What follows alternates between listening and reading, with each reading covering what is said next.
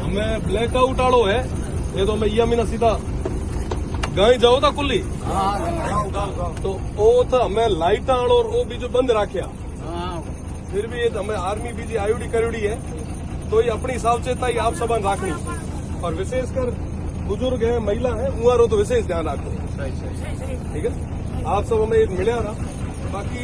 जितो ज्यादा हो सके खुलाना सावचेत रखे हमें अफवाहें भी घनी पर ध्यान भी जो रखे ठीक है। बीजो टेंशन वाली बात को नहीं या बॉर्डर पूरा जाए करे आया जो करे आया ठीक है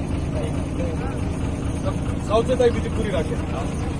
बड़े बीजो कोई काम बीजो पड़ा तो सब ये बीजे ये रहा कोई एडो मूवमेंट बीजो थाना लगे तो बताया।